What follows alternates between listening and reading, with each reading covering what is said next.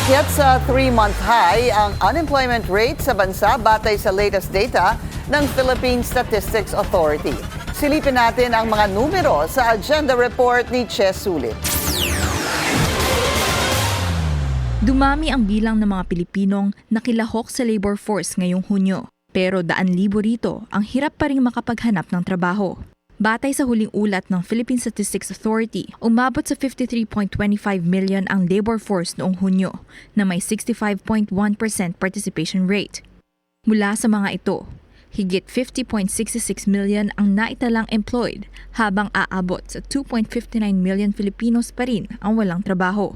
Ayon kay National Statistician at PSA Undersecretary Claire Dennis Mapa, lalong lumitaw ang agwat ng employment sa hanay ng young Filipino workers sa edad na 15 to 24. Mga 600,000 sila ang nag-participate.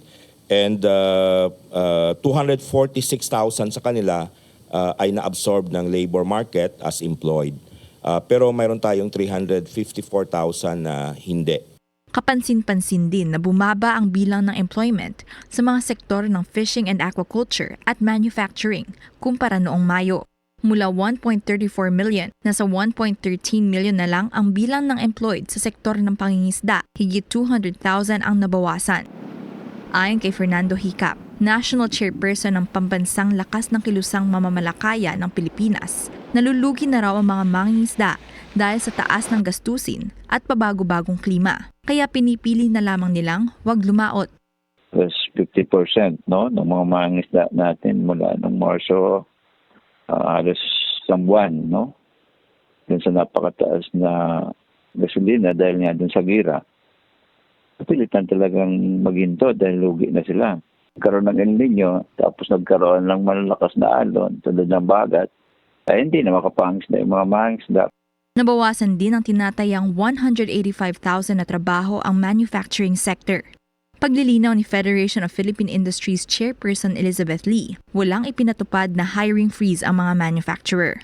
Pero aminado ang mga negosyante na hirap sila sa pagsipa ng presyo ng mga serbisyo at bilihin. There's a lot of factors that's hitting businesses now. And the increase in wages is just one of those. But there's also the Middle East crisis. There's also increases in the cost of logistics. There's also cost in electricity, which the government is trying to help mitigate now. Nasa 6.11 million Filipinos din ang naghahanap ng karagdagang oras ng trabaho o isa pang hanap buhay noong Hunyo. Katumbas ito ng 12.1% na underemployment rate, bagay na para kay Lee ay dapat tutukan ng gobyerno para masiguro ang stability ng trabaho ng mga ordinaryong Pilipino. Para sa agenda, Che Sulit, Billionaire News Channel.